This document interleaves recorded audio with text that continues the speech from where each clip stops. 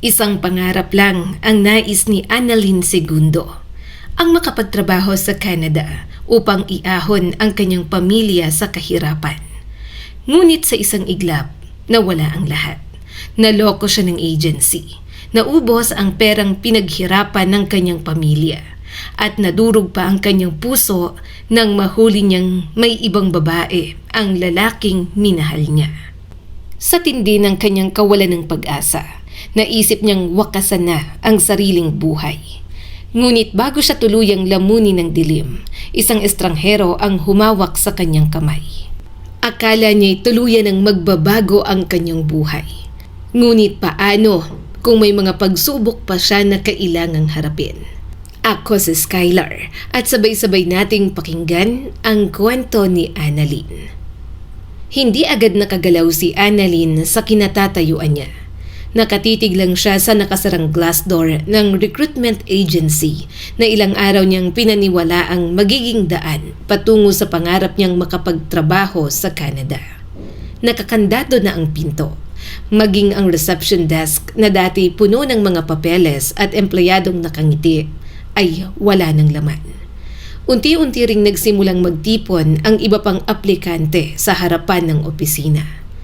May umiiyak, nagmumura at paulit-ulit na sinusubukang tawagan ang mga numerong ibinigay ng agency. Ngunit pare-pareho ang resulta. Wala nang sumasagot ni isa sa mga ito. Pakiramdam ni Annalyn, lumalamig ang buong katawan niya. Hindi siya makapaniwalang nangyayari yun sa kanila. Kahapon lamang ay sinabihan sila na hinihintay na lang ang final approval ng visa at flight schedule. Ngayon, parang bula na lamang na nawala ang lahat. Unti-unti niyang naramdaman ang paninikip ng dibdib. Hindi siya makahinga ng maayos. Wala na ang mga pangarap niya. Naisip niya pa ang mukha ng kanyang ina kapag nalaman nitong wala na ang perang hiniram nila sa mga kamag-anak. Naramdaman ni Annalyn na may humawak sa balikat niya. Si Marites, isa rin sa mga aplikanteng ilang linggo na niyang nakakasama.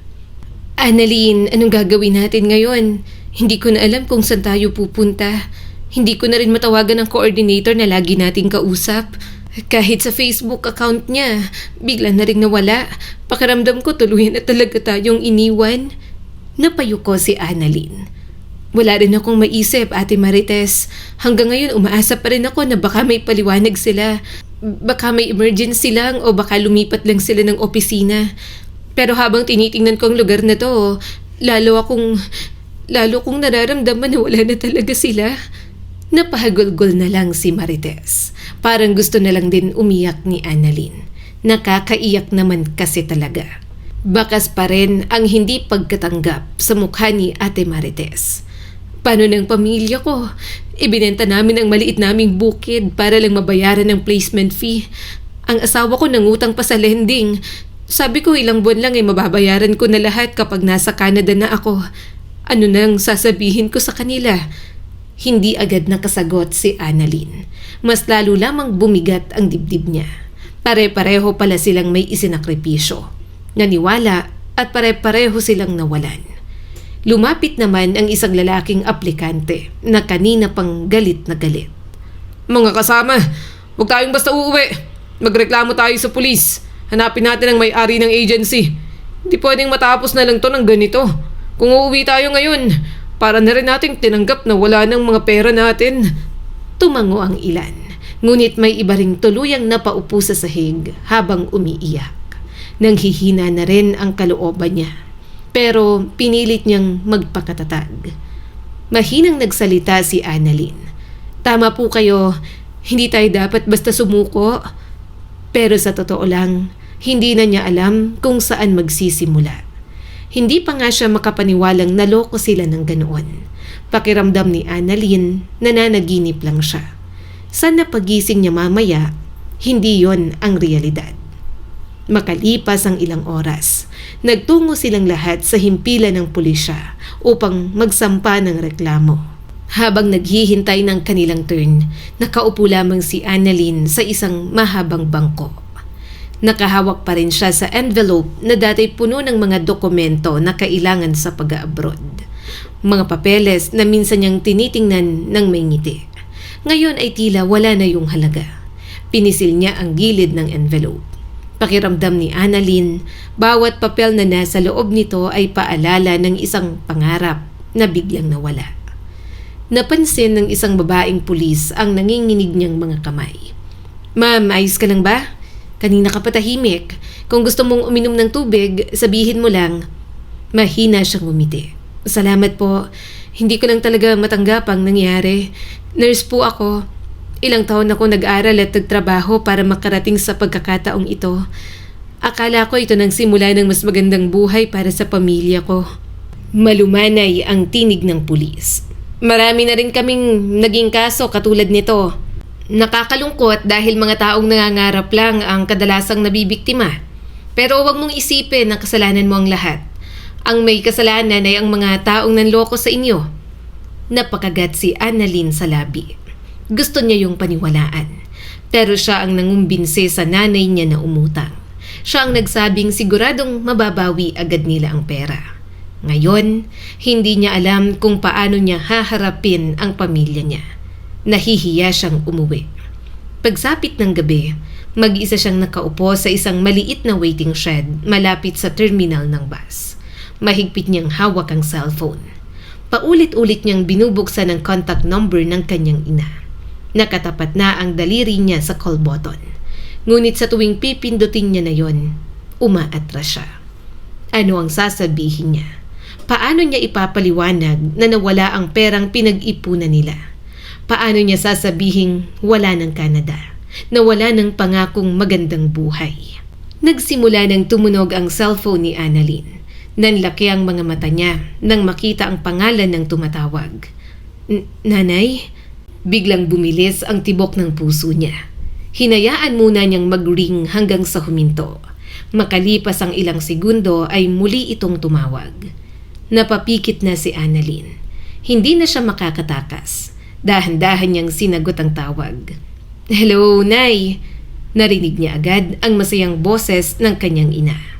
"Anak, kamusta ka na riyan? Kumain ka na ba? Kanina pa kita tinatawagan. Nag-aalala na ako. Excited na kami ng mga kapatid mo. Lagi nilang tinatanong kung kailan ang lipad mo papuntang Canada. Sabi ko baka ilang linggo na lang ay aalis ka na." Parang may humigpit sa lalamunan ni Annalyn. Hindi siya makapagsalita. Narinig ng kanyang ina ang katahimikan. "Oh anak, bakit hindi ka nagsasalita? May problema ba? May nangyari ba riyan?" Napaluha si Annalyn. Pilit niyang pinipigilan ang hikbi. Ngunit tuluyan din yung kumawala. Nay, pasensya na po. Pasensya na talaga. Hindi ko po sinasadya. Akala ko tamang lahat ng ginawa ko. Akala ko makakaalis na ako, Nay. Nay, naloko po tayo." Biglang natahimik ang kabilang linya. Tanging mahinang paghinga lamang ang naririnig niya. Ipinagpatuloy ni Annalyn ang pagsasalita kahit halos mabasag na ang boses niya. "Sarado na po ang opisina. Wala ng agency. Hindi na namin sila mahanap. Nawala na po ang perang ibinayad natin. Nawala na rin ang pangarap kong makapag-Canada. Pasensya na po talaga. Ako ang dahilan kung bakit lalo tayong nalubog sa utang."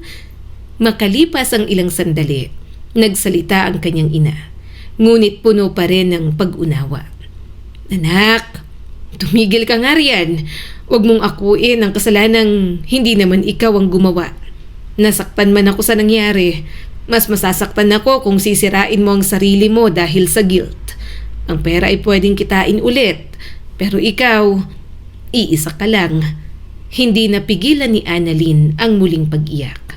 "Pero Nay, ako po ang nangako sa inyo. Ako ang nagsabing mababawi natin ang lahat. Pakiramdam ko binigo ko kayo. Nahihiya po akong umuwi." Huminga ng malalim ang kanyang ina bago muling nagsalita. "Ang anak kong pinalaki ko ay hindi sinungaling at hindi manloloko. Biktima ka rin, kaya umuwi ka rito. Hindi ka namin huhusgahan. Mas kailangan ka naming yakapin kaysa sisihin. Sama-sama nating haharapin ang utang at ang mga pagsubok. Hindi ka nag-iisa, anak. Napahagulgol si Annalyn. Naramdaman niyang may natitira pa palang masasandalan. Kaya lang parang kahit anong sabihin sa kanya, hindi talaga gumaan ang kanyang kalooban. Maghahating gabi na nang tuluyang makalabas si Annalyn mula sa terminal. Mahigpit niyang yakap ang maliit na backpack na siyang tanging dala niya. Halos wala na rin siyang natitirang pera matapos ang ilang araw na pananatili sa Maynila. Habang hinihintay ang tawag ng recruitment agency, wala siyang mapuntahan. Ayaw niyang umuwi agad sa Batangas dahil hindi pa niya kayang harapin ang kanyang ina. Kailangan muna niyang makahanap ng matutuluyan kahit ilang araw lamang upang makapag-isip-isip. Lalo na at utang ang sasalubong sa kanya roon. Isang tao lang ang pumasok sa isip niya. Si Carlo, ang boyfriend niyang mahigit 3 taon nang kasama sa lahat ng pangarap. Ito rin ang nangakong susunod sa Canada kapag nakaipon na siya roon. Ilang beses pa nitong sinabi na kahit magkalayo sila ng ilang taon, hihintayin siya nito dahil sila rin ang magkakatuluyan. Kahit papano, bulong niya sa sarili habang sumasakay sa jeep. May isang taong hindi ako iiwan. Mahigpit niyang hinawakan ng cellphone. Hindi na muna siya nag-abalang tumawag kay Carlo. Naisip niyang baka mas mabuti kung personal niyang maikukwento ang nangyari. Kilala niya ang kanyang nobyo. Palagi itong marunong magpatawa kapag nalulungkot siya. Baka ito na lang ang kailangan niya upang muling makabangon. Ilang minuto ang lumipas bago siya bumaba sa isang makitid na kalsada. Kabisado pa rin niya ang lugar.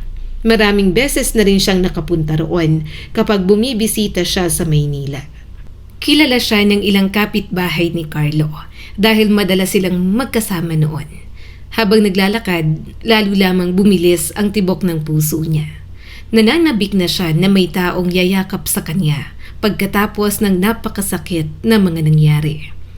Pagdating niya sa ikalawang palapag ng apartment building, huminto siya sa tapat ng pinto. Huminga siya ng malalim, saka siya kumatok. Walang sumagot. Napatingin siya sa orasan ng cellphone.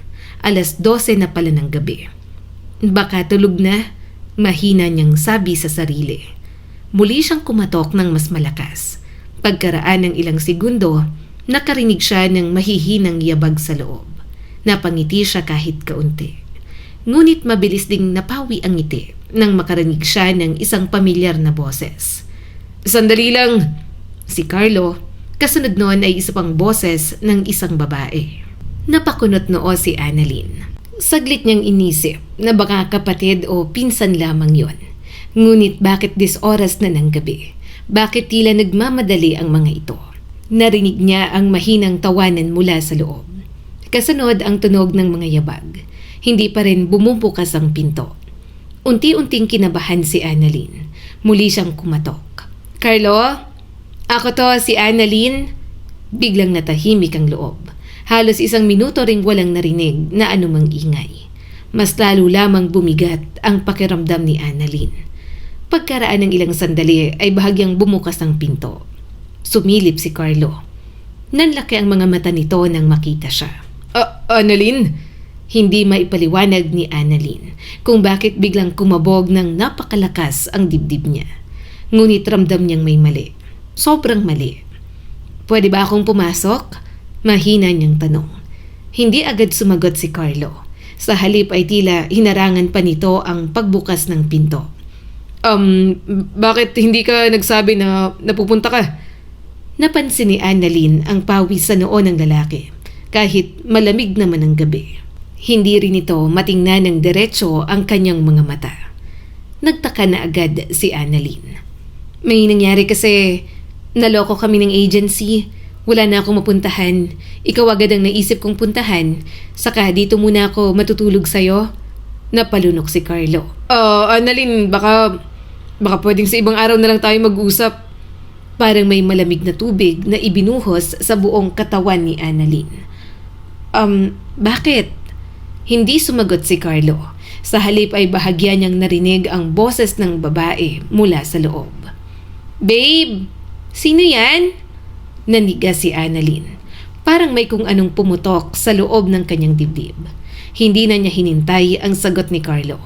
Dahan-dahan niyang itinulak ang pinto. Annalyn, sandali! Ngunit huli na. Bumungad sa kanya ang maliit na apartment. Nagkalat ang mga damit sa sahig. May 2 baso ng alak sa mesa. At sa mismong higaan, isang babaeng nakasuot lamang ng oversized na damit ni Carlo ang nakaupo. Nakangisi pa na parang tuwang-tuwa sa mga nangyayari. Nagtagpo ang mga mata nilang dalawa. Pakiramdam ni Annalyn ay nawalan siya ng pandinig. Hindi niya marinig ang sinasabi ni Carlo. Ang tanging naririnig niya lang ay ang napakalakas na tibok ng sarili niyang puso. Unti-unting nanginig ang kanyang mga kamay. Hindi yun panaginip. Totoo ang lahat ng nasa harapan niya. Ang lalaking pinangarap niyang mapangasawa, may ibang babae naman pala. Annalyn, makinig ka muna. Hindi ito ang iniisip mo. Nagmamadaling saad ni Carlo. Napatingin si Annalyn sa boyfriend niyang manloloko rin. Punong-puno ng luha ang kanyang mga mata. Ngunit wala siyang lakas upang magalit o sumigaw. Malakas niya lang itong sinampal sa pisngi. Hindi ito ang iniisip ko. Carlo, ano pa bang dapat kong isipin? Nakikita kita? Nakikita ko kayong dalawa. Ano? Ha? Kailangan ko bang pumikit para maniwalang wala lang to? Napabuntong hininga si Carlo. Okay, sige, nagkamali ako. Ilang buwan na tayong halos hindi nagkikita. Hindi ko alam kung makakaalis ka ba talaga papuntang Canada. Nalilito ako. Hindi ko naman plano na saktan ka. Nangyari lang talaga. Parang may matalim na kutsilyo na paulit-ulit na tumusok sa puso ni Annalyn. Nangyari lang? Ganun lang ba kadaling sabihin yon? 3 taon kitang minahal. Ikaw ang una kong naisip puntahan ngayong wasak na ako. Ang akala ko yayakapin mo ko. Ang akala ko sasabihin mong kakayanin natin. Pero iba pala ang niyakap mo. Hindi makatingin si Carlo sa kanya. Pasensya ka na. Hindi ko alam kung paano ko ipapaliwanag. Alam kong wala akong karapatang humingi ng tawad. Pero sana maintindihan mo rin ako. Napangiti si Annalyn. Ngunit yon ang pinakamapait na ngiting na ipinta niya sa buong buhay niya. Maiintindihan kita? Carlo, hindi ko nga maintindihan kung paano mo nagawang sirain ang titira kong lakas. Nawala na ako ng pangarap. Nawala na ako ng pera tapos ngayong gabi. Pati ba naman ikaw? Tahimik ang buong silid. Maging ang babae ay hindi na rin nagsasalita. Naglakad na lang si Annalyn palabas ng apartment. Narinig niya ang boses ni Carlo na paulit-ulit siyang tinatawag. Annalyn, sandali. Makinig ka muna. Mahal naman kita. Yung babaeng yun, wala lang yun. Ayusin natin, promise. Hindi ko na uulitin. Palagpasin mo na to. Ngunit hindi na siya huminto. Pakiramdam niya kung lilingon pa siya kahit isang beses lamang, tuluyan na siyang mawawasak. Paglabas niya ng gusali, saka lamang tuluyang bumagsak ang kanyang mga luha. Hindi na niya alam kung saan siya pupunta. Wala na siyang matatawag na tahanan sa Maynila. Sa loob lamang ng ilang araw, ninakaw sa kanya ang pangarap niyang mag-Canada. At ngayong gabi, ninakaw rin ang huli niyang dahilan para maniwalang may naghihintay pa sa kanya. Mabagal ang bawat hakbang ni Annalyn habang naglalakad sa mga lansangan ng Maynila. Hindi na niya alam kung ano ang oras na. Hindi na rin niya alam kung saan siya patungo. Hinayaan na lamang niyang dalhin siya ng kanyang mga paa kung saan man yon gustong huminto. Mula sa apartment ni Carlo, wala siyang ibang ginawa kundi ang maglakad. Lumampas siya sa matataong kalsada. Habang ang lahat ay may inuuwi ang tahanan, siya ay tila nawalan ng lugar sa mundo. Mahigpit niyang niyakap ang backpack na bitbit. Bakit ba nangyayari sa akin to? Hindi naman ako masamang tao. Bakit? Paulit-ulit na bumabalik sa isip niya ang mukha ng kanyang ina. Naalala niyang ilang buwan itong nagtitipid upang makadagdag sa placement fee. Naalala niya ang mga kamag-anak na walang pag-aalinlangang nagpahiram ng pera dahil nagtitiwala ang mga ito na makakaalis siya papuntang Canada. At naalala rin niya ang mga salitang sinabi niya bago siya umalis ng Batangas. Nay, kaunting tiis na lang. Kapag nasa Canada na ako, hindi na tayo mahihirapan. Napahinto siya sa gitna ng paglalakad. Napahawak siya sa kanyang bibig habang pilit na pinipigilan ang paghikbi. Hindi ko natupad ang pangako ko. Nilubog ko pa sa utang ang pamilya ko. Pakiramdam niya'y wala na siyang karapatang humarap sa kanyang ina. Nagpatuloy siyang maglakad hanggang sa hindi niya namalayan nasa ibabaw na pala siya ng isang lumang tulay. Lumapit siya sa bakal na harang. Tahimik siyang tumingin sa madilim na tubig. Hindi niya makita ang sariling refleksyon. Madilim ang lahat, katulad ng buhay niyang pakiramdam niya'y wala ng liwanag. Unti-unting napuno ng luha ang kanyang mga mata. Pagod na ako. Nanginginig ang mga kamay ni Annalyn na humawak sa bakal na harang. Sa unang pagkakataon, wala na siyang maisip na paraan upang bumangon. Kung uuwi si Annalyn, makikita niya ang mga pinagkakautangan nila. Pakiramdam niya'y hindi niya kakayanin ang lahat ng yon. Unti-unti siyang umakyat sa mababang bahagi ng harang. Napapikit si Annalyn. Isang hakbang na lamang, matatapos na ang lahat. Hindi na niya mararamdaman ng sakit. Hindi na niya mararamdaman ng hiya. Hindi na niya kailangang isipin ang bukas. Huminga siya ng malalim at sa kanya binitiwan ng bakal. Ngunit bago pa siya tuluyang makausad, may isang malakas na kamay ang mabilis na humawak sa kanyang braso. Agad siyang napabalik sa loob ng tulay. Nabigla si Annalyn. Napadilat siya habang mabilis ang paghinga. "Bitawan mo ako! Ano ba? Huwag kang mangialam." Punong-puno ng desperasyon ang kanyang boses. "Hayaan mo na ako. Wala na akong dahilan para mabuhay. Pagod na ako. Wala nang natitira sa akin. Nakikiusap ako. Pabayaan mo na lang ako." Hindi bumitaw ang lalaki. Sa halip ay lalo lamang nitong pinatatag ang pagkakahawak sa kanyang braso upang hindi na siya muling makalapit sa gilid. Mahinahon ang boses nito. "Pasensya ka na. Pero hindi ko kayang gawin yun. Hindi ko kayang panoorin na may taong mawawala sa harapan ko, gayong may pagkakataon pa akong pigilan ka. Magalit ka na o itulak mo ako.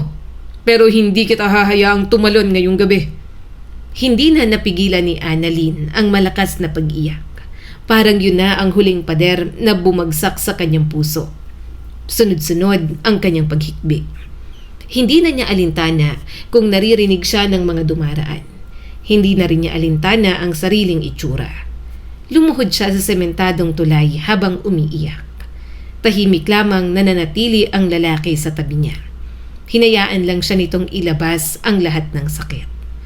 Lumipas ang ilang minuto, unti-unting humupa ang kanyang pag-iyak. Saka lamang nagsalita ang lalaki. "Hindi kita pipiliting sabihin ang nangyari. Pero gusto kong malaman mo na may taong handang makinig. Hindi kita kilala. Pero alam kong walang taong basta nalang umaakyat sa tulay kung hindi siya sobrang nasasaktan. Kung gusto mo magsalita, nandito lang ako." Napahikbi siyang muli. "Nurse ako. Pangarap kong makapagtrabaho sa Canada. Umutang ang nanay ko. Nangutang kami sa mga kamag-anak. Tapos nalaman naming scam pala ang agency. Nawala ang lahat ng pera namin. Hindi pa rin natapos. Ang boyfriend kong 3 taon kong minahal.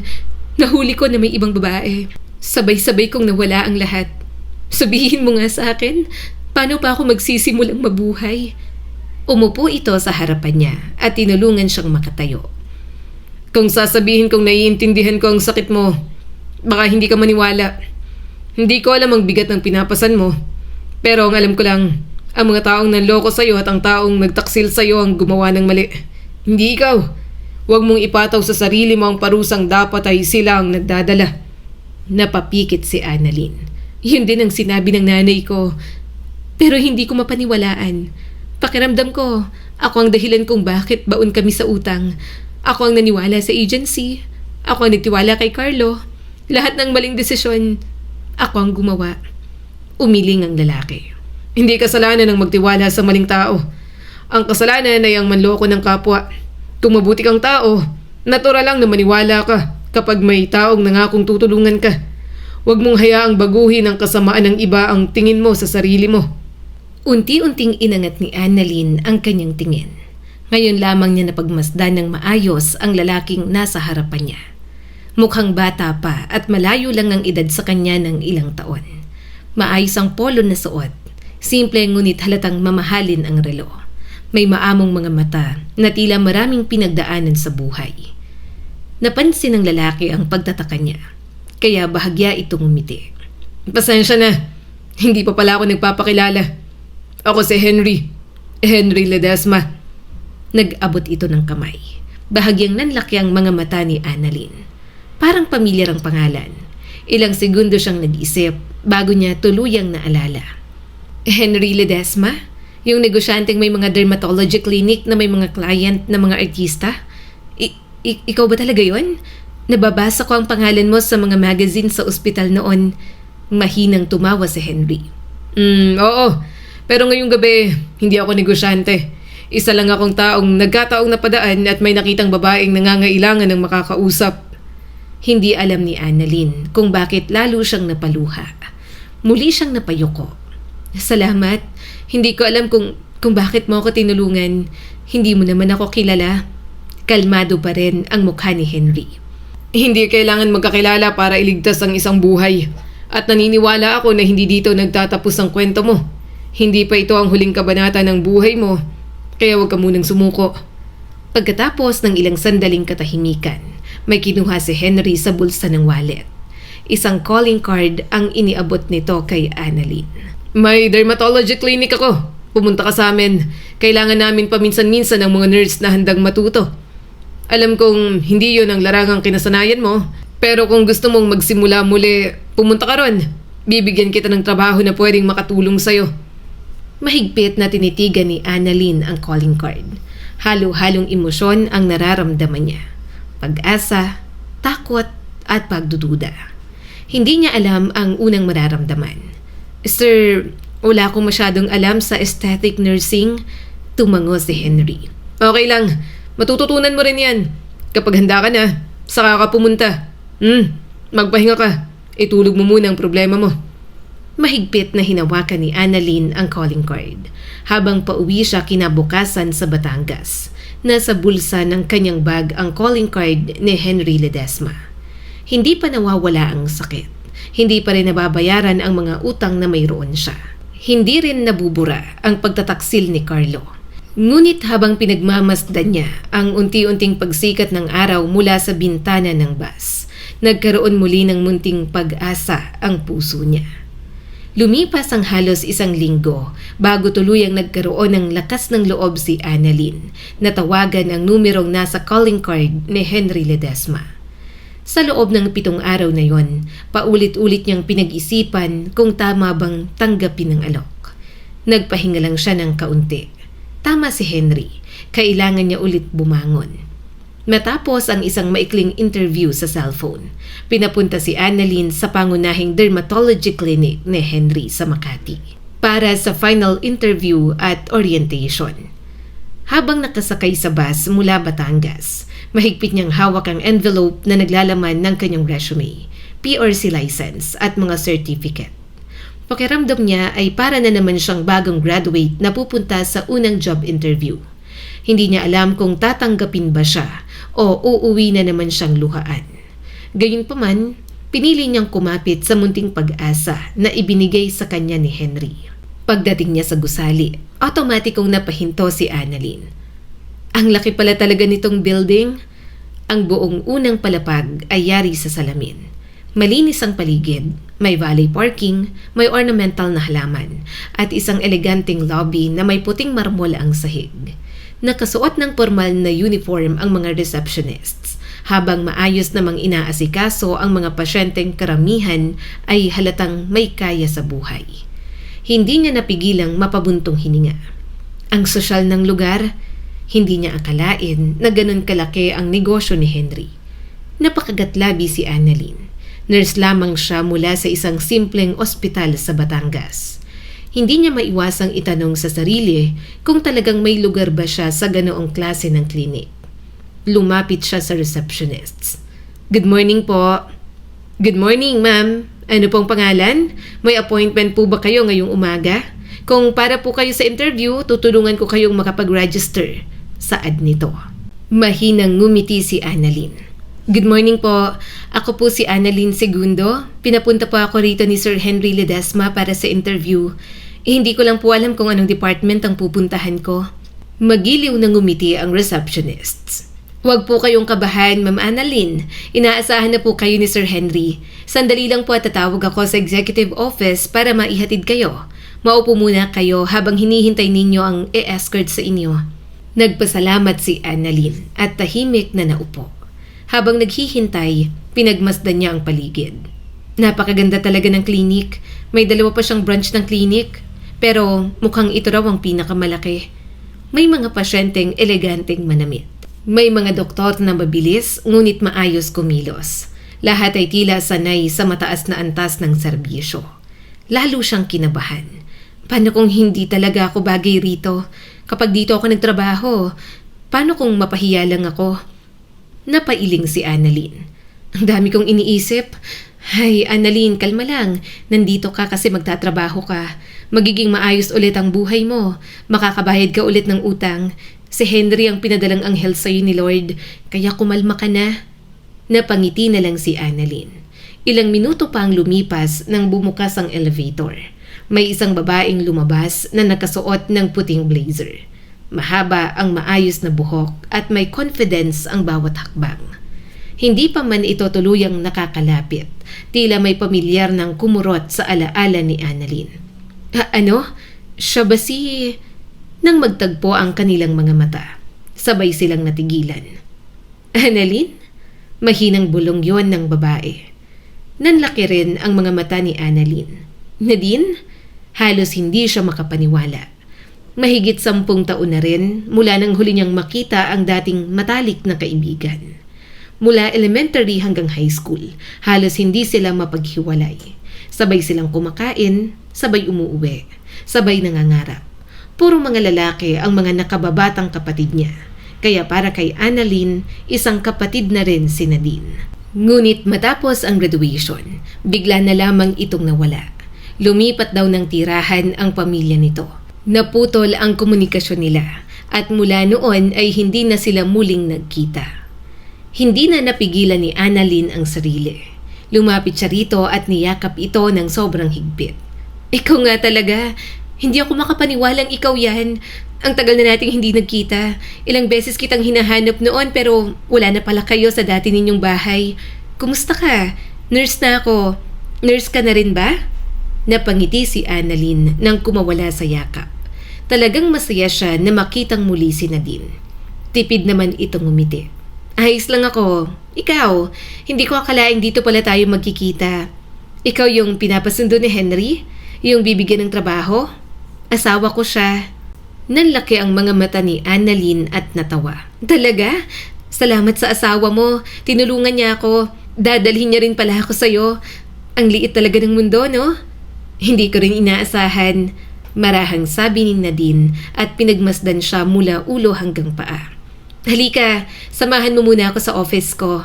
Ang dami nating dapat pagkwentuhan. Sigurado akong mabibigla ka rin kapag nalaman mo ang iba pang nangyari sa buhay ko. Mas gumaan ang loob ni Annalyn. Pakiramdam niya baka ito na ang isa pang biyayang ipinadala sa kanya. Hindi lamang trabaho, kundi ang pagbabalik ng isang matalik na kaibigan na naging sandalan niya na rin noon. Sa opisina ni Nadine ay nagkwentuhan sila ng halos kalahating oras. Nagbalikan ang masasayang alaala nila noong bata pa sila. Napapangiti lang si Annalyn habang nakikinig at nagsasalita. Parang bumalik siya sa panahon na simple pa ang lahat. Maya-maya'y biglang bumukas ang pinto. Pumasok si Henry. Napatingin muna ito kay Annalyn bago ngumiti. Mukhang nagkakilala na pala kayo. Tumango si Nadine at tinanggap ang halik sa pisngi ng asawa nito. Hindi lang magkakilala, best friend ko siya simula elementary hanggang high school, Han. Hindi ko talaga akalain na siyang tinutukoy mong bagong applicant. Napatingin si Annalyn kay Henry. Bahagya siyang nailang. Siguro dahil alam niyang asawa ito ng matalik niyang kaibigan. Aaminin niyang nagkaroon siya ng kaunting paghanga. Pero alam niya rin sa sarili niya na kailangan niya agad yung tanggalin. Tumango si Henry. Grabing coincidence naman pala. Siyang wife ko at siya rin ang operations director ng lahat ng clinic namin. Ngumiti si Annalyn. Ang liit talaga ng mundo. Hindi ko akalaing ang taong tumulong sa akin noong gabing yon ay asawa pala ng matalik kong kaibigan. Masayang naging umpisa ng araw. Natanggap siya sa trabaho. Binigyan siya ng training schedule. At ilang beses pang sinabi ni Nadine na masaya itong muli silang nagkita. Dahil doon, umuwi si Annalyn ng magaan ng loob. Nay, kailangan ko pong umupa ron. Malapit sa trabaho ko. Sa Maynila po ako magtatrabaho. Maganda po ang offer sa akin since may mga may-ari po talaga mismo ang nag-alok. Saad ni Annalyn sa kanyang ina habang kumakain sila. Magpapadala po ako rito ng pera kapag sumasahod na ako. Pagkasya nyo na lang po sana muna at ibayad sa utang ang iba. Tumango agad ang kanyang ina. Oo, naiintindihan ko. Gumagawa din ng paraan ng mga kapatid mo para kahit papaano ay makatulong. Kaya natin to, anak. Laban lang. Napangiti si Annalyn at muling sumubo ng pagkain. Siya nga pala, Nay. Alam niyo ba kung sino ang asawa ng boss ko? Nako, magugulat kayo. Sino ba? Natatawang tanong ng kanyang ina. Si Nadine, Mama. Nagulat talaga ako. Nadine, teka, yung best friend mo. Tanong pa nito. Tumango agad si Annalyn. Opo, Nay. Siya nga po. Siya po ang asawa ng boss ko. Nay, ang yaman niya at ang sosyal. Napangiti rin ang kanyang ina. Abay, malayo na pala ang narating ng batang yon. Kaya nga po sana ako rin po, Nay. Nakagraduate po ako at naging nurse pero hanggang dito pa rin. Sana dumating na rin po ang panahon ko. Nalungkot naman ang nanay niya para sa kanya. Pasensya ka na. Mahirap lang ang buhay natin. Kahit nung nag-aaral ka pa, ikaw lang din ang gumagawa ng diskarte para sa sarili mo. Kung kinilala ka lang ng tunay mong ama at sinostentuhan ka, hindi sana mahirap ang buhay mo. Hindi ko naman siya peperahan. Ang akin lang, kilalanin ka niya kasi anak ka rin naman. Anak siya ng mayamang asyendero. Nabuntis ang nanay niya noong maging kasambahay sa mansyon. Dahil mahirap, hindi pinanagutan ang nanay niya. Hayaan niyo na po yun, Inay. Hindi ko naman po siya kailangan. Saad ni Annalyn dahil yun naman talaga ang totoo. Matanda na siya at parang hindi niya na ma-appreciate pa ang amang ilang beses siyang tinalikuran. Nang bumalik sa Maynila, inasikaso niya na ang matutuluyan at magiging trabaho niya. Akala ni Annalyn ay unti-unti nang umaayos ang lahat. Lumipas ang halos 2 buwan, natapos ang training ni Annalyn. Unti-unti na rin siyang nasanay sa aesthetic procedures. Hindi man yon ang dati niyang larangan, ginagawa niya ang lahat upang matuto. Ang galing mo na sa trabaho mo, Nakangiting sabi sa kanya ni Henry. Napangiti siya rito. Nako, hindi naman po. Thank you po. Tiningnan siya ni Henry. Patuloy lang sa buhay. Pwedeng panghinaan ng loob, pero basta huwag lang susuko. Agad siyang tumango. Siyempre naman, sir. Ngunit habang tumatagal, may napapansin siyang pagbabago kay Nadine. Nung una ay palagi siyang kinakamusta nito. Ngayon, maikli na lamang ang mga sagot. Malamig na ang tono. Minsan ay hindi na siya pinapansin. Hindi maintindihan ni Annalyn kung bakit. Hanggang isang hapon, matapos ang duty, pinatawag siya ni Nadine sa opisina nito. Tahimik siyang pumasok. Pinapatawag niyo po ako, Ma'am Nadine? Hindi agad nagsalita si Nadine. Ilang segundo muna itong nakatingin sa kanya. Saka ito sumandal sa upuan. Annalyn, gusto kong malinaw ang isang bagay. Huwag mong isipin na dahil naging magkaibigan tayo noon, pareho pa rin tayo ng estado ngayon. Matagal nang nagbago ang buhay. May kanya-kanya na tayong lugar. Natigilan si Annalyn. Hindi niya inaasahan ang mga salitang yon. Mahina siyang sumagot. Hindi ko naman po iniisip yon. Sa totoo lang, natutuwa pa nga ako na naging maayos ang buhay mo. Proud ako sa lahat ng narating mo, Ma'am Nadine. Hindi ko kailanman ikinumpara ang sarili ko sa'yo. Bahagyang ngumiti si Nadine. Ngunit malamig ang mga mata nito. Mabuti kung ganon, dahil empleyado ka rito. Ako ang isa sa mga may-ari ng klinik. Ayokong magkaroon ng sitwasyong nakakalimot ka sa boundaries natin. Ang pagkakaibigan natin ay noon pa. Iba na ang realidad ngayon. Parang may mabigat na bagay na bumagsak sa dibdib ni Annalyn. Hindi siya nakasagot agad. Akala niya pa naman magkaibigan pa rin sila ni Nadine. Pero taon na ang lumipas. Siguro nga ay nagbabago ang takbo ng mga buhay nila. Pero hindi niya maintindihan kung saan nanggagaling ang mga salitang yon. Wala naman siyang ginagawang mali. Hindi naman siya humihingi ng espesyal na pagtrato. Pumasok lang siya sa trabaho upang magsumikap. Subalit, dahan-dahan pa rin na tumango si Annalyn. Naiintindihan ko po, huwag kayong mag-alala, nandito ako bilang empleyado at gagawin ko ang trabaho ko ng maayos. Hindi ko rin po gustong gamitin ang naging pagkakaibigan natin noon para magkaroon ng anumang pabor. Tumayo si Nadine. Mabuti, sana pareho tayong malinaw. Tumango na lang si Annalyn bago tahimik na lumabas ng opisina. Pagkasara ng pinto, napahinto siya sa pasilyo. Masakit at tila nawalan siyang muli ng isang tao na minsan ay itinuring niyang kapatid. Hindi niya alam kung ano ang nagbago. Pero ang Nadine na nakasama niyang lumaki noon ay tila unti-unti nang naglaho. At ang natitira na lamang ay isang babaeng tinitingnan siya bilang isang ordinaryong empleyado.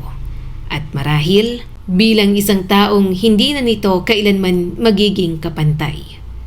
Lumipas ang mga linggo, unti-unti nang nasanay si Annalyn sa takbo ng trabaho sa dermatology clinic. Hindi na siya gaanong kinakabahan sa bawat procedure. Natutunan na rin niyang mag-assist sa mga dermatologist, maghanda ng mga kagamitan at maayos na makitungo sa mga pasyente. Bagamat malayo yun sa dating trabaho niya sa ospital, unti-unti niyang tinanggap na isa na yung panibagong simula. Mas naging pamilyar na rin siya sa mga tao na araw-araw niyang kasama. May receptionist na si Camille na palaging masayahin. May senior nurse na si Joyce na mahilig magbigay ng payo.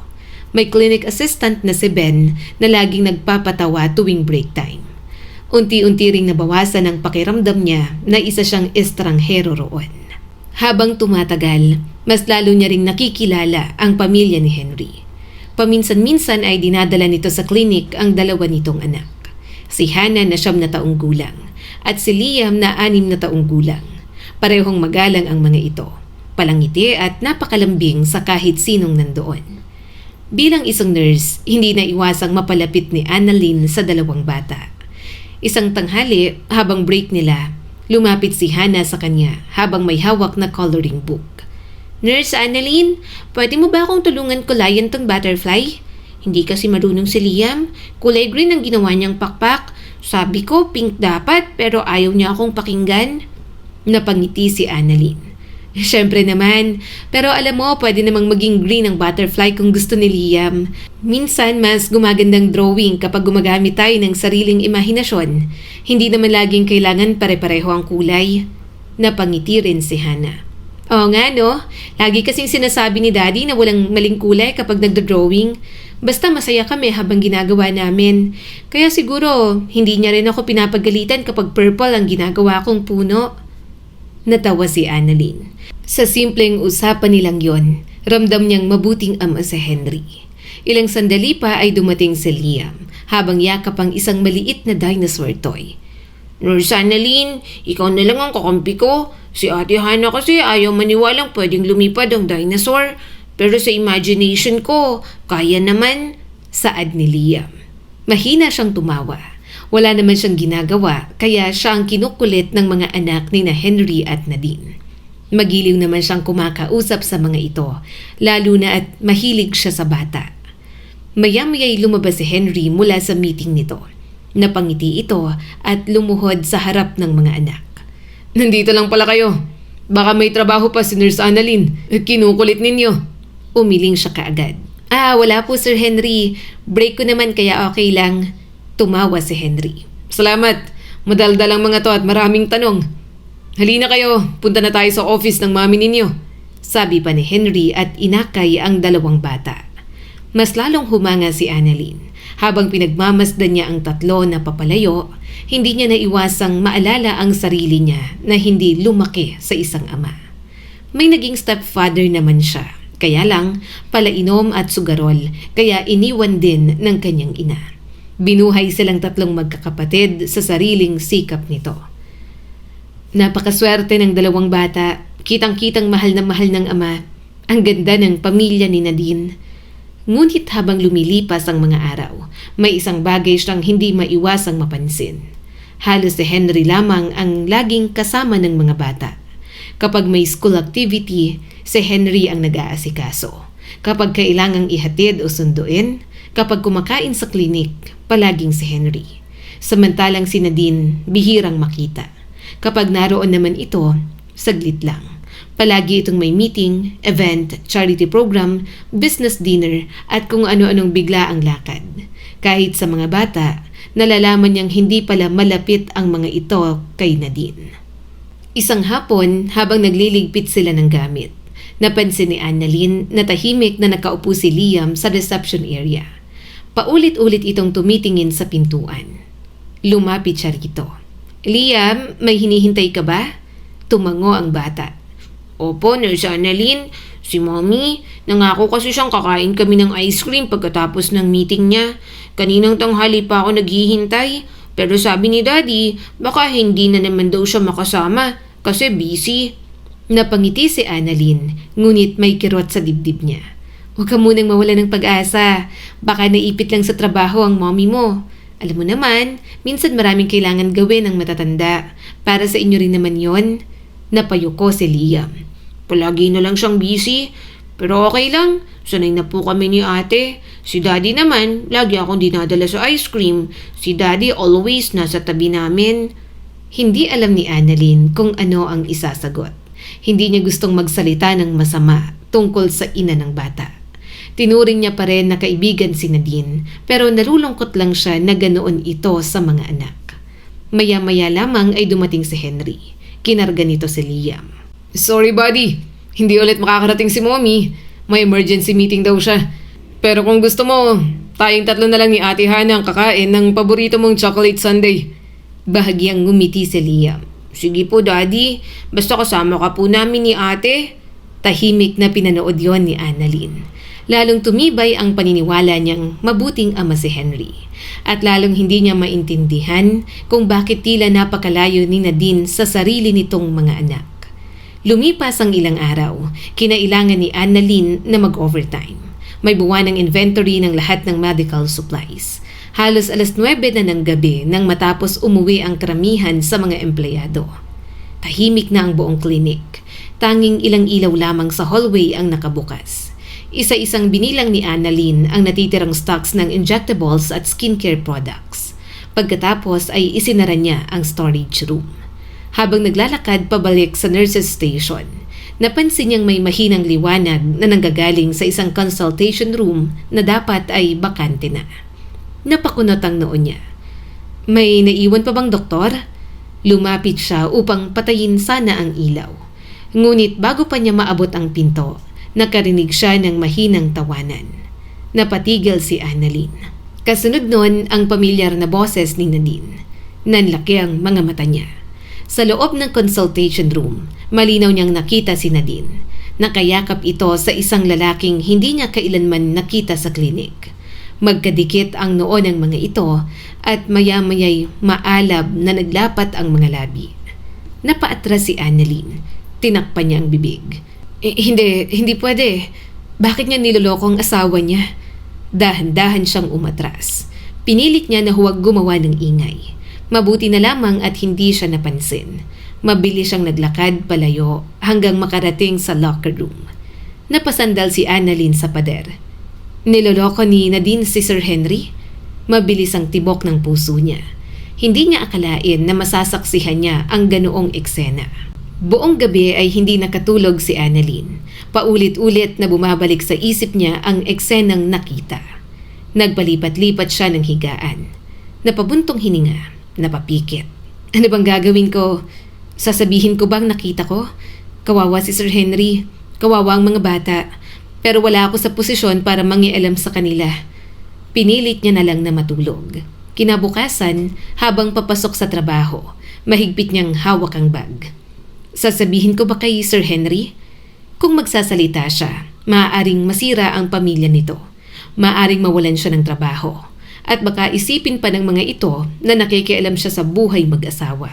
Kung mananahimik naman si Annalyn, pakiramdam niya'y parang tinutulungan niyang itago ang isang napakalaking kasinungalingan. Napapikit ulit si Annalyn. Hindi niya alam kung ano ang tamang gawin. Ngunit sa huli, pinilit niyang manahimik. Hindi dahil wala siyang pakialam. kundi dahil naniniwala siya na hindi pa niya alam ang buong kwento. At ayaw niyang sirain ang isang pamilya gamit lamang ang isang eksenang nasaksihan niya. Kaibigan niya si Nadine, siguro naman maiisip nito ang mga maling ginagawa. Naguguluhan na ako, hindi ko alam kung dapat ko bang sabihin ang nakita ko. Halos 1 buwan ang lumipas mula ng gabing makita ni Annalyn si Nadine na may kasamang ibang lalaki sa consultation room. Pinilit niyang ibaon sa sarili ang lihim na yon. Hindi niya gustong husgahan si Nadine batay lamang sa isang pangyayari. Paulit-ulit niyang kinukumbinsi ang sarili na baka may paliwanag ang lahat. Ngunit sa tuwing makikita niyang masayang kinakausap ni Henry ang asawa nito, lalo siyang kinakain ng konsensya. Isang Lunes ng umaga, napansin niyang hindi dumating si Nadine. "Wala ba si Ma'am ngayon?" tanong ni Camille habang nagbubukas ng reception. Umiling lamang si Joyce. "Baka nasa business meeting na naman. Ganun naman palagi." Hindi na nagsalita si Annalyn. Sinubukan niyang huwag mag-isip ng kung ano-ano. Ngunit lumipas ang maraming araw.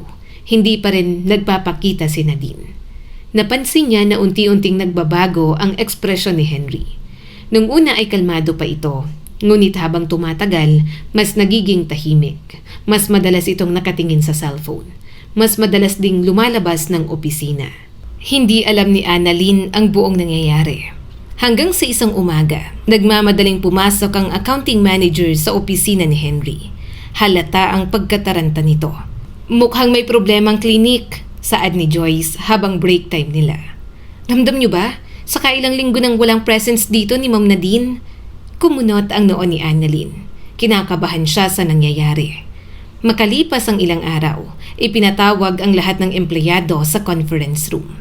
Tahimik na pumasok si Henry. Hindi na ito katulad ng dati. Namumutla ang mukha nito. May makapal na eye bags at halatang ilang gabing hindi nakatulog. Huminto ito sa harapan ng mga empleyado at huminga ng malalim. "Maraming salamat sa pagpunta ninyong lahat. Alam kong nagtataka kayo kung bakit bigla ko kayong ipinatawag." Natahimik ang buong conference room. Ipinagpatuloy ni Henry ang pagsasalita. "Nawawala si Nadine, ang asawa ko. Hindi lang siya umalis. Kasama niyang nawala ang malaking bahagi ng operating funds ng company. Na-withdraw ang iba't ibang corporate accounts. May mga dokumentong nawawala rin. Sa ngayon, nakikipag-ugnayan na kami sa mga abogado at sa mga otoridad." Parang may bumagsak na mabigat sa dibdib ni Annalyn. Bigla niyang naalala ang lalaking kahalikan ni Nadine. Mahigpit niyang kinuyom ang kanyang mga kamay. Nagsimulang magbulungan ang mga empleyado. "Imposible, si Ma'am Nadine? Paano nangyari yon?" Itinaas ni Henry ang kamay upang patahimikin ang lahat.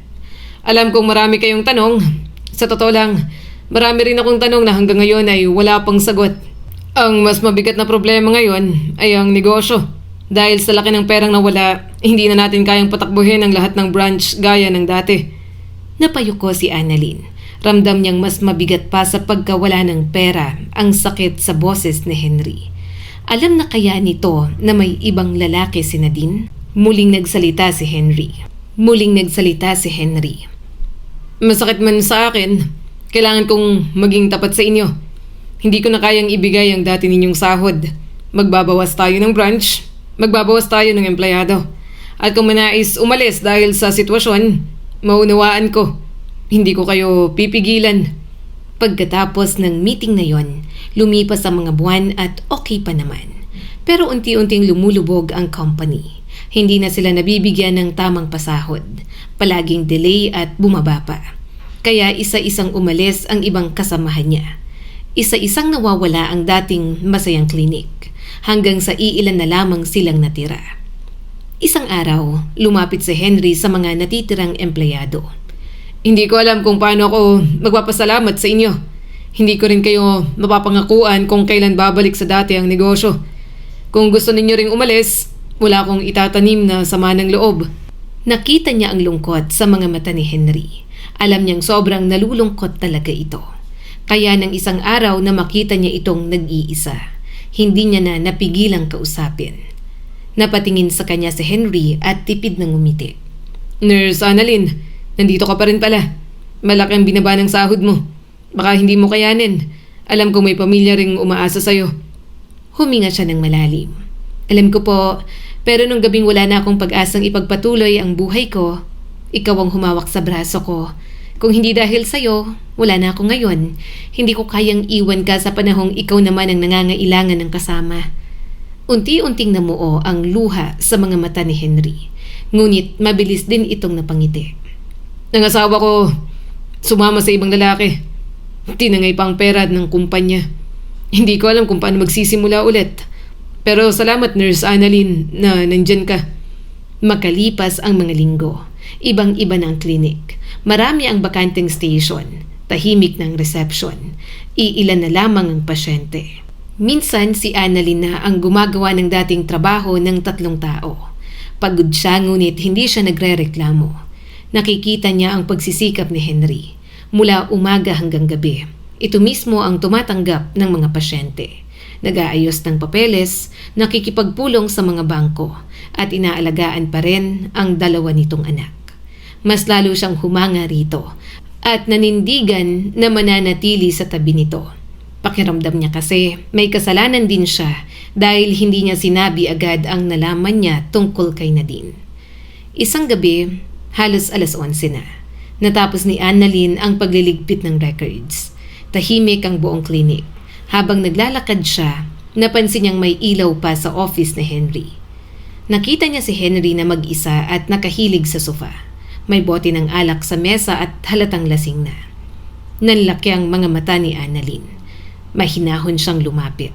Sir Henry, nandito pa po kayo? Hindi pa ba kayo uuwi? Ating gabi na po. Baka naghihintay na sa inyo sina Hannah at Liam. Dahan-dahang inangat ni Henry ang tingin. Namumula ang mga mata nito. Mahina itong umiti. Tulog na sila sa bahay ng kapatid ko. Hindi ko muna sila kayang harapin ngayong gabi. Natatakot akong makita nila akong ganito. Hindi sila sanay na umiiyak ang daddy nila. Napaupo si Annalyn sa katapat nito. Hindi siya nagsalita.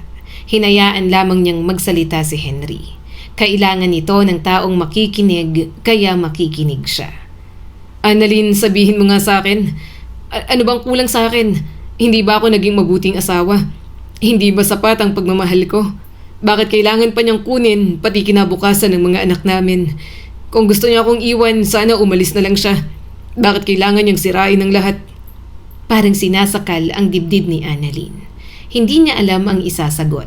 Hindi niya kayang sabihin ng totoo na matagal na niyang alam na may ibang lalaki si Nadine. Sa halip ay tahimik lang siyang nakinig. Muling nagsalita si Henry. Nagtiwala ako ng buong buo kasi magaling siya sa ginagawa niya. Asawa ko rin siya. Araw-araw ko siyang ipinagmamalaki. Araw-araw ko siyang ipinagdarasal. Hindi ko akalaing darating ang araw na hindi ko alam kung alin sa mga alaala namin ang totoo. Manloloko si Nadine. Hindi na napigilan ni Henry ang pagluha. Tahimik lamang itong umiiyak. Unti-unting lumapit si Annalyn. Marahan niyang inilagay ang kamay sa balikat nito. Nang maramdaman ni Henry ang simpleng pagdamay, yumuko ito at sumandal sa balikat niya. At doon, marahan niya na itong niyakap. Tinapik ni Annalyn ang braso ni Henry. Makakabawi ka rin, Sir Henry. Palagi mong sinasabi sa akin na huwag susuko. Kaya sana yun din ang gawin mo sa ngayon. Kailangan ka ng mga anak mo at ng mga taong umaasa sa'yo. Lumipas ang mga buwan. Hindi man tuluyang nakabangon ang negosyo. Unti-unti namang nagkaroon ng pag-asa ang klinik. Iilan na lamang ang mga empleyadong natira. Kaya halos lahat ay gumagawa ng higit sa nakatalaga sa kanila. Hindi na lamang si Nurse Annalyn. Ang dami niya ng papel doon. Nakakapagod ang bawat araw. Ngunit mas gugustuhin niya na yon kaysa balikan ang panahong pakiramdam niya'y wala ng saysayang buhay. Kasabay ng pagdaan ng mga araw ay mas nakilala niya ang 2 anak na Henry. Halos araw-araw ay kasama na nila ang mga ito sa klinik. Dahil wala nang mapag-iwanan at ayaw ring ilayo ni Henry ang mga anak sa gitna ng lahat ng nangyari. Naglaan ito ng maliit na silid sa ikalawang palapag ng klinik bilang playroom. May maliit na bookshelf, drawing table, ilang laruan at isang malaking sofa kung saan nagpapahinga ang mga bata kapag inaantok. Isang tanghali, habang abala si Henry sa pakikipag-meeting sa labas, naiwan kay Annalyn sina Hannah at Liam. Lumapit si Hana habang may hawak na assignments. Nurse Annalyn, pwede mo ba akong turuan sa math? Si Daddy kasi, hindi na po niya kami maturuan. I understand him naman, pero ang difficult po kasi. Napangiti si Annalyn. Siyempre naman, tingnan natin kung saan ka nahihirapan. Sa akin kayo magpaturo. Huwag kayong mahiya. Halika, sagutan natin. Umupo si Hana sa tabi niya habang ipinapaliwanag ni Annalyn ang fractions. Napansin niyang porsigido ang bata. Hindi ito madaling sumuko katulad ng ama nito. Napangiti na lang si Annalyn. Makalipas ang ilang minuto ay tumakbo naman si Liam.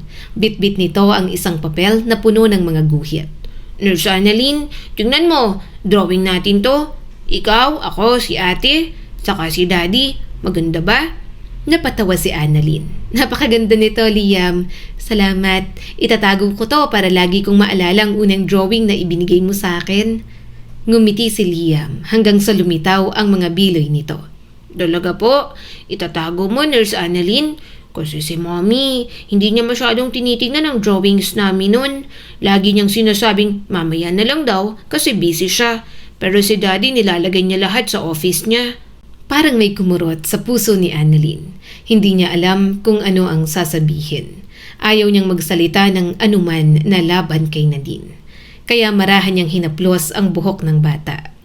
Sigurado akong masaya si Daddy ninyo sa bawat drawing ninyo. At ako rin, kaya kapag may bago kang ginawa, ipakita mo ulit sa akin. Gusto kong makita lahat. Masaya itong tumango. Nang sumunod na linggo, napansin niyang unti-unti nang nagiging komportable sa kanya ang dalawang bata. Kapag gutom ang mga anak ni Henry, siyang hinahanap. Kapag may assignments, siyang unang nilalapitan. Hindi niya namamalayan na sanay na rin siyang alagaan ang mga ito. Isang hapon, habang pinapakain niya ng merienda sina Hana at Liam sa pantry, napansin niyang tahimik ang dalawa. Anong iniisip ninyo? Kanina pa kayo hindi nagsasalita. Hindi ba masarap ang sandwich na ginawa ko? Umiling agad si Hana. Hindi po, sobrang sarap po, Nurse Annalyn. Iniisip lang po namin, mas madalas ka pang kasama namin kaysa kay Mommy.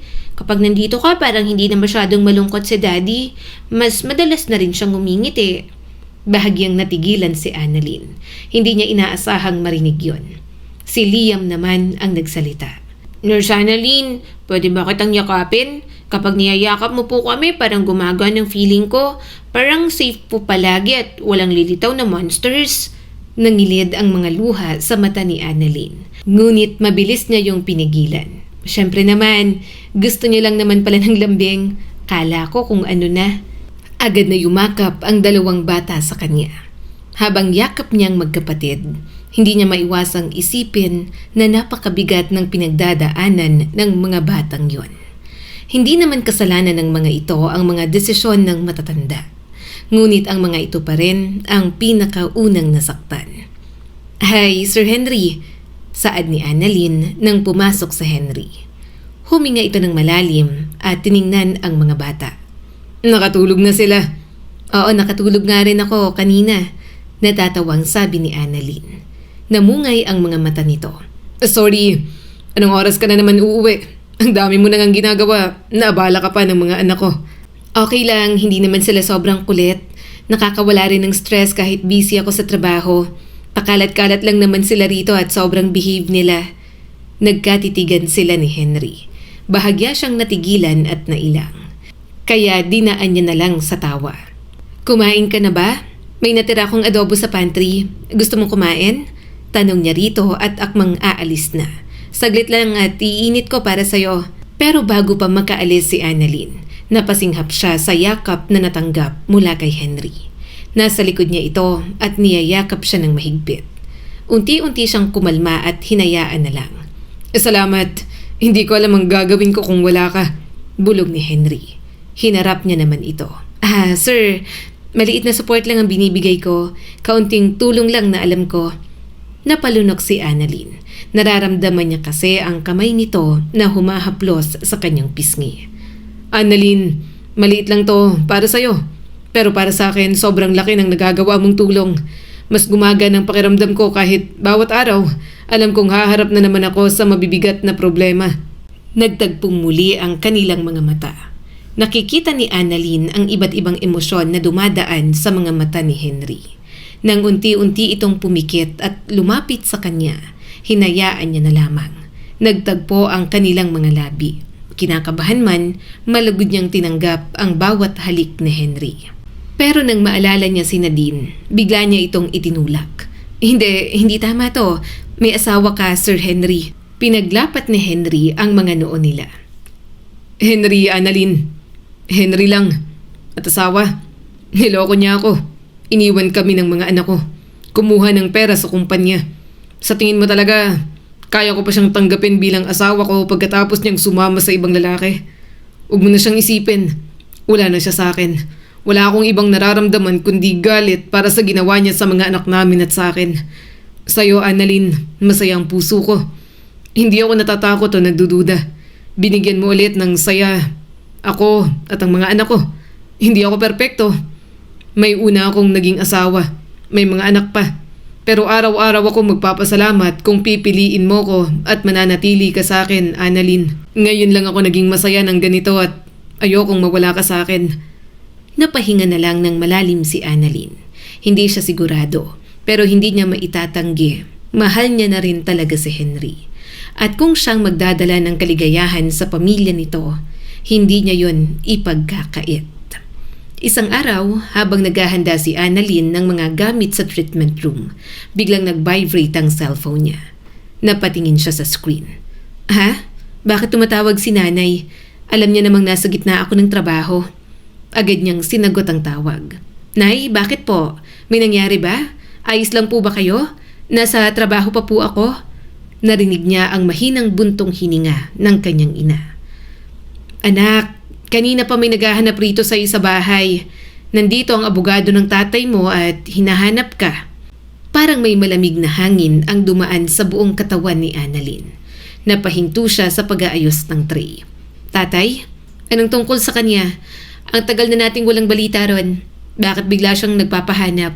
May problema ba? May kailangan ba siya? Sandaling natahimik ang kanyang ina. Wala na ang tatay mo, Annalyn. Pumanaw na raw siya 2 linggo na ang nakaraan.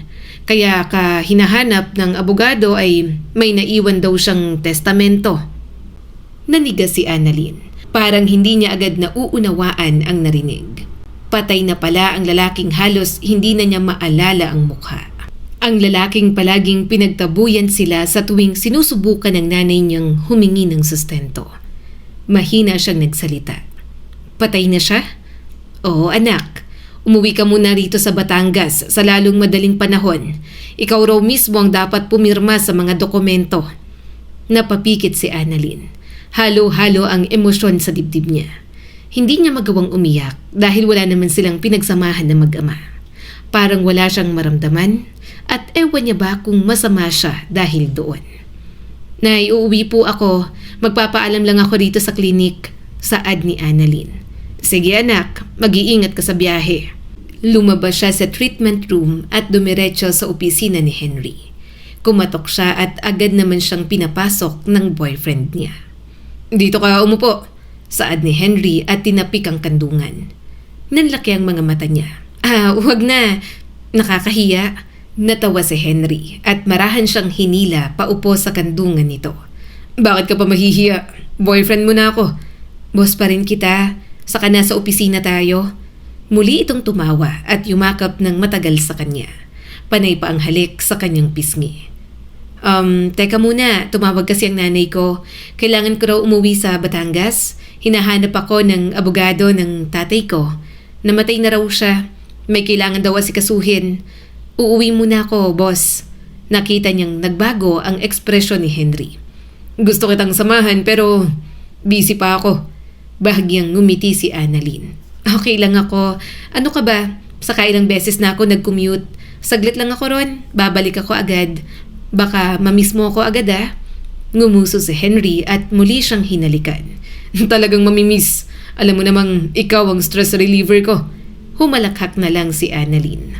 Kinabukasan ay bumiyahe siya pauwi ng Batangas. Habang nakatanaw sa bintana ng bus, sunod-sunod ang pumapasok sa isip niya. Nay, nandito na ako, sabi ni Annalyn nang makauwi. Agad siyang niyakap nito. Salamat naman. Halika, pagod ka sa biyahe. Kumain ka muna. Kinahapunan ay dumating ang abogado. Ipinakilala nito ang sarili at inilapag ang ilang makakapal na dokumento sa mesa. Ako ang abogado ng yumao mong ama. May mga habilin siya at ilang pamana. Tahimik lamang siyang tumango. Sinabi ng abogado ang naiwan ng kanyang ama sa kanya. Pinamanahan pala siya ng halagang 200 milyon, isang lupain sa Batangas at isang rest house sa Taal.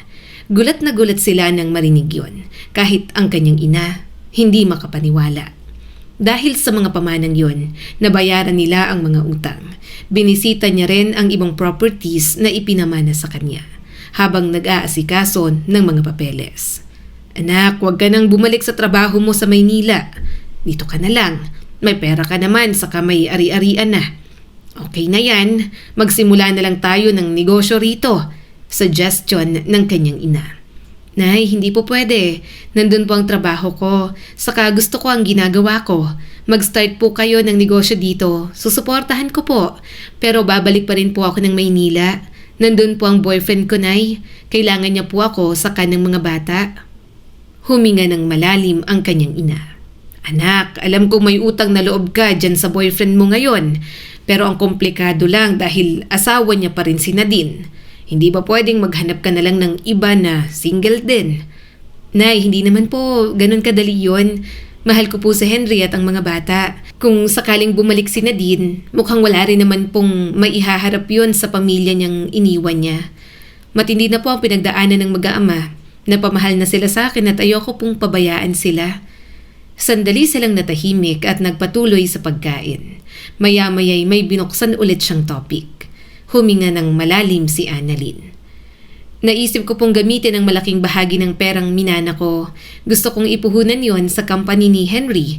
Malaki ang nawala sa negosyo nila dahil sa ginawa ni Nadine. Naniniwala akong kaya pa niyang ibangon ng kumpanya kung magkakaroon siya ng sapat na puhunan. Biglang napatigil sa pagsalok ng kanin ang kanyang ina. Dahan-dahan itong ibinaba ang sandok. Hindi makapaniwala ang ekspresyon nito. Anak, alam kong mahal mo ang lalaking yan. Pero sure ka ba talagang ipagkakatiwala mo yan? Ayokong mangialam kasi pera mo naman yan.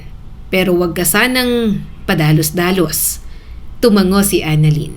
Matagal ko na pong pinagmasdan kung paano lumaban sa Henry.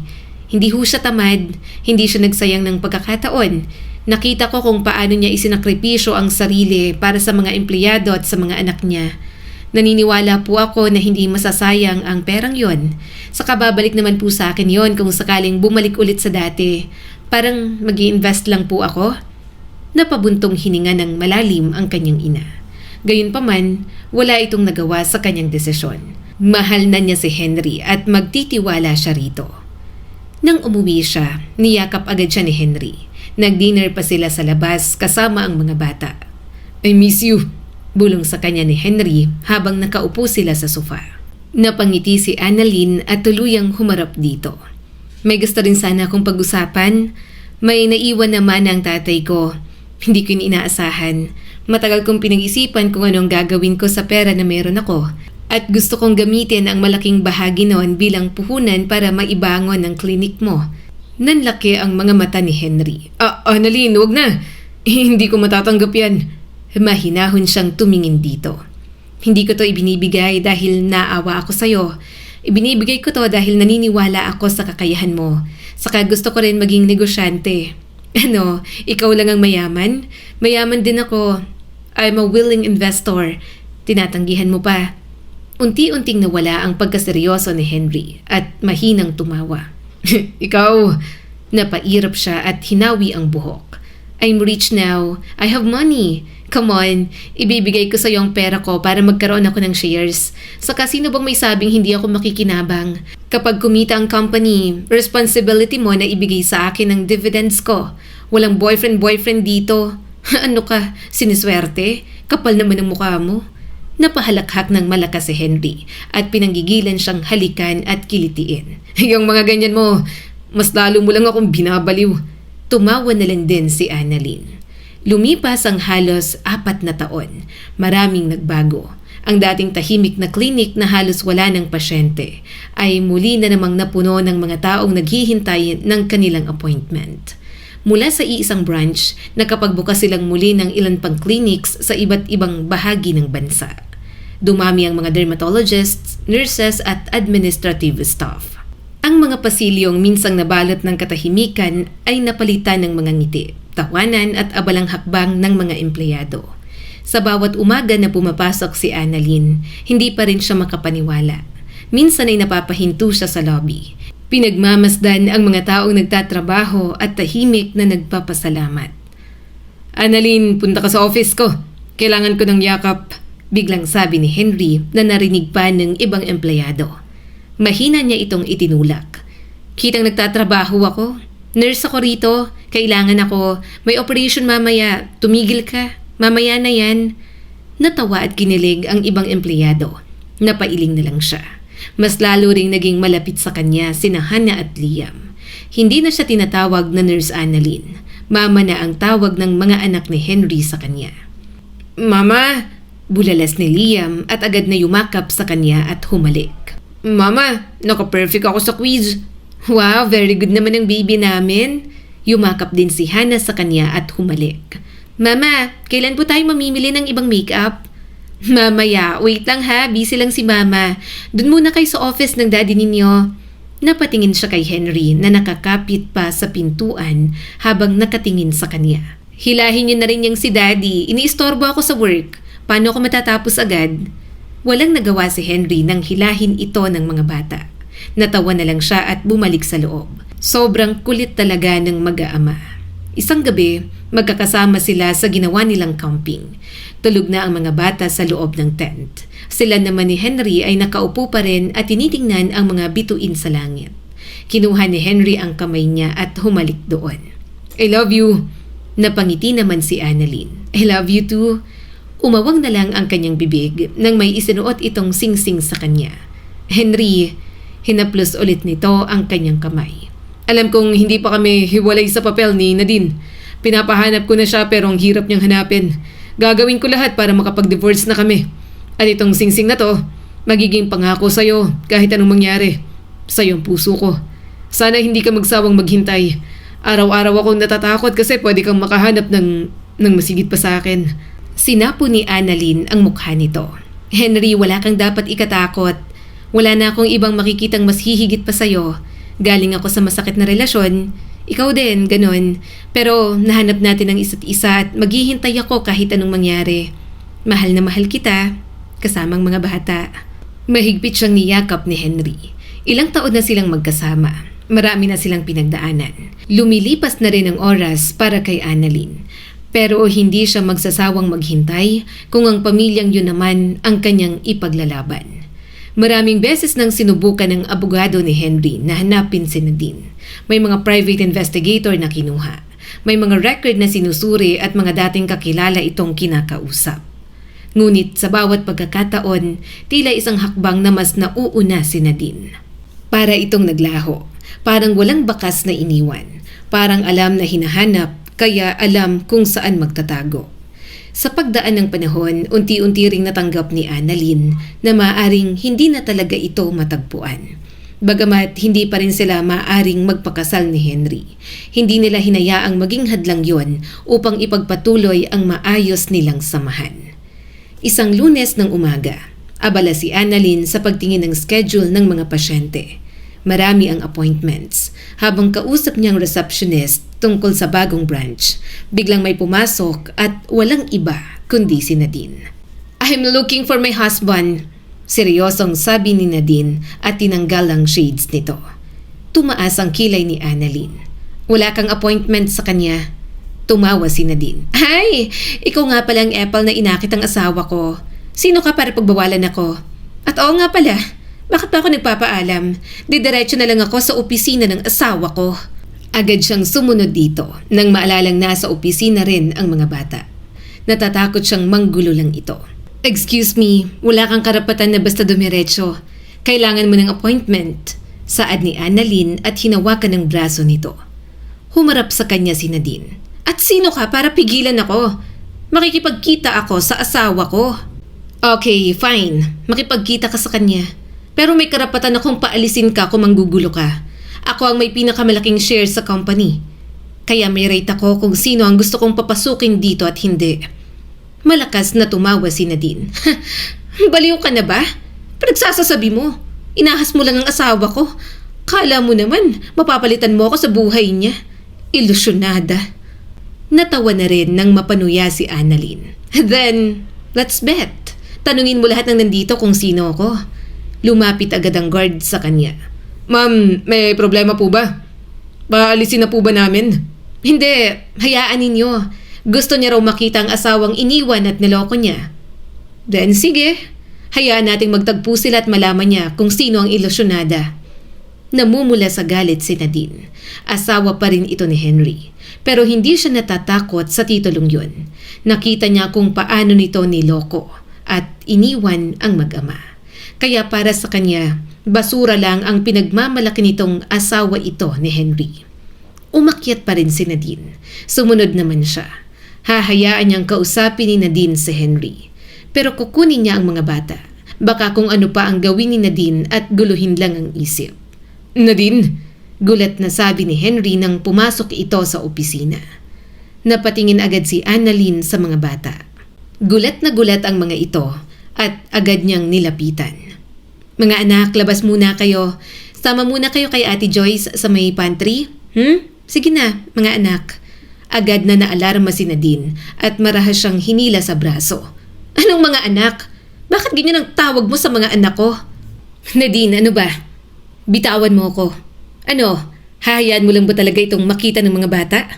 Naiinis na sabi ni Annalyn. Agad na hinila ni Henry si Nadine. Nadine, enough. Huwag mong saktan ang fiancé ko.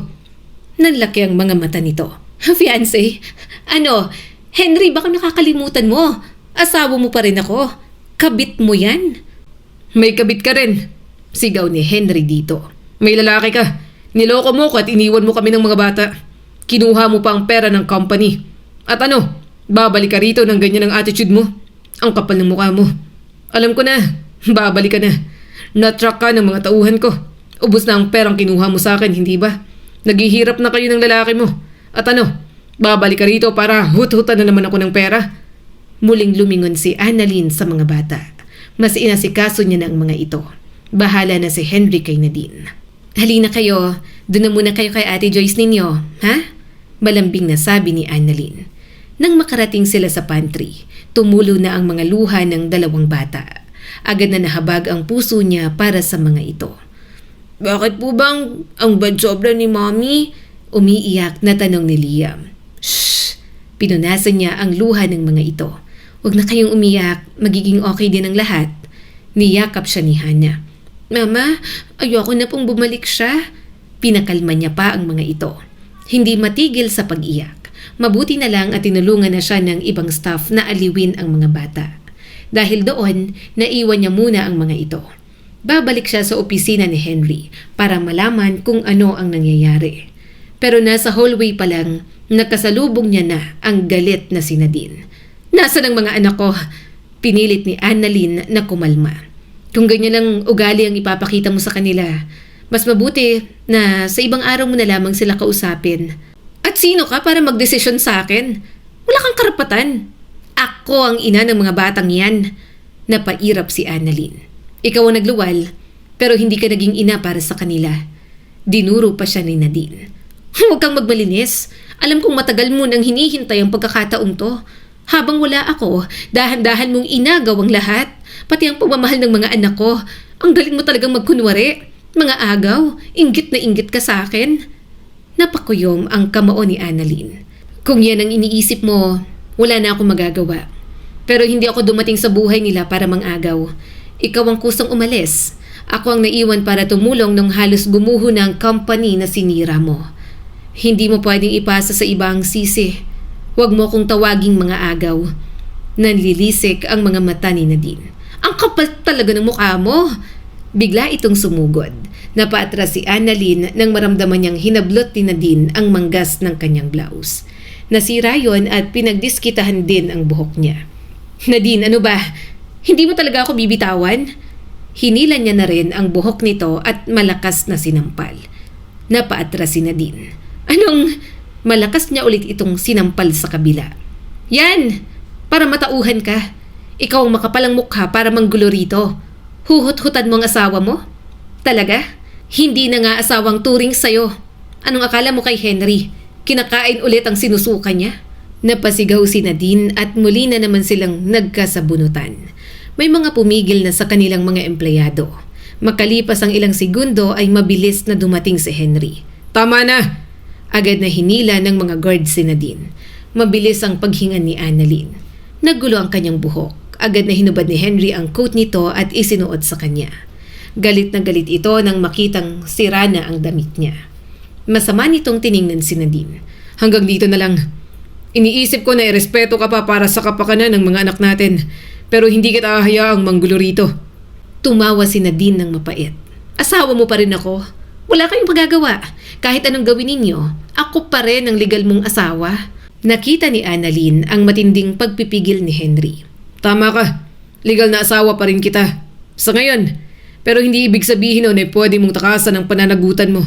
Matagal nang inihahanda ng mga abogado ko ang lahat ng ebidensya tungkol sa pagkawala ng pondo ng company. May mga financial records, bank documents at testimonya. May mga ebidensya rin tungkol sa relasyon mo sa ibang lalaki. Hahayaan ko ng korte ang humusga sa lahat ng yon. Wala na akong ititirang awa. Pumirma ka man o hindi ng divorce, sigurado ako mapapawalang bisa yon dahil sa mga ginawa mo sa akin. Natahimik si Nadine. Sa unang pagkakataon, tila nabawasan ang tapang sa mukha nito. Sa gitna ng kaguluhan, dumating sina Hannah at Liam. Lumapit agad si Nadine sa mga ito. Hannah, Liam, sabihin niyo sa daddy niyo na gusto kong bumawi. Sabihin niyo na kailangan niyong mommy niyo. Hindi niyo ako pwedeng itaboy. Nagkatinginan ang magkapatid hanggang sa nagsalita si Hannah. Tumulo ng sunod-sunod ang mga luha nito. Mommy, matagal ka po naming hinintay. Araw-araw ka po naming hinahanap ni Liam. Pero nakita po kita. Hindi mo ako nakita. Pero nakita kita na may kasamang ibang lalaki. Hindi ko rin naintindihan na ang ibig sabihin nun. Sobrang bata pa po ako, pero alam kong may mali. Hindi ko po sinabi kay daddy dahil natatakot ako. Kahit ganun, mahal pa rin kita dahil ikaw ang mommy namin. Nanlaki ang mga mata ni Nadine. Hindi ito makapagsalita. Nagpatuloy si Hannah. Pero ngayon, alam na alam at naiintindihan na po namin ni Liam ang mga ginawa mo kay daddy. Huwag mo pong saktan si mama. Si Mama Annalyn ang nag-alaga sa amin. Siya ang kasama namin kapag may sakit kami. Tahimik na tumulo ang luha ni Annalyn. Hindi niya ginustong marinig yon mula sa mga bata. Lumuhod siya sa harap ng mga ito. Uuwi na tayo. Tahan na, magpapahinga na tayo, saad ni Annalyn sa mga bata. Pero hindi pa rin matanggap ni Nadine ang mga sinabi ni Liam at Hannah. Mga wala kayong utang na loob. Mas pinipili pa din yung babaeng yan kaysa sa akin. Ako nagluwal sa inyo. Napatayo ulit si Annalyn at sumigaw. Tama na! Gusto kong maawa sa'yo. Gusto kong kilalanin ka pa rin ng mga anak mo. Pero itong ginagawa mo, mas pinapatunayan mo sa akin na wala kang kwentang ina't asawa. At dapat lang na inagaw ko sila. Kabit ako? Di kabit ako. Magiging proud pa ako na kabit at ipapamukha ko yun sa'yo. Pagkatapos niyang sabihin ang mga yon, hinila na ulit ni Annalyn ang mga bata palayo. Hinayaan niyang si Henry ang mag-asikaso kay Nadine na walang ibang ginawa kundi ang manggulo. Nakasuhan na nga ni Henry si Nadine. Sobrang daming proseso. Gusto nilang maparusahan si Nadine, pero sa bandang huli, siya na lang ang nagsabi kay Henry na makipag-settle na lang kay Nadine at huwag nang ilagay sa bilangguan. Kasi kahit anong mangyari, ina pa rin ito ng mga bata. At kahit ganun ang nangyari, dati niya itong kaibigan at may pinagsamahan din naman silang dalawa. Nang magkaroon na ng bisa ang divorce ng mga ito, sobrang saya ng mga puso nila ni Henry. Labis ang pananabik nilang maikasal na. Salamat sa pagtanggap sa akin at paghihintay, saad ni Henry at hinalikan ang kamay niya habang papunta sila sa venue ng kanilang wedding reception. Mahina siyang tumawa at hinalikan din ang kamay nito na may wedding ring. Sulit ang paghihintay. Mahal na mahal ko kayo. Palaging iniisip ni Henry na hindi ito karapat-dapat para sa kanya. Nag-asawa ito ng una at may mga anak pa. Pero para kay Annalyn, perpekto lang ang lahat. Yun ang plano ng tadhana sa kanila, kaya yayakapin niya iyon ng buong puso. Ipinapakita ng kwentong ito na hindi hadlang ang kabiguan upang magsimulang muli. Maaring mawala ang ating mga pangarap, masaktan tayo ng mga taong minahal natin, o dumaan tayo sa matitinding pagsubok. Ngunit laging may pagkakataong bumangon kung pipiliin nating huwag sumuko. Muli, ako si Skylar, at sana ay may bago na naman kayong natutunan sa kwento natin ngayon.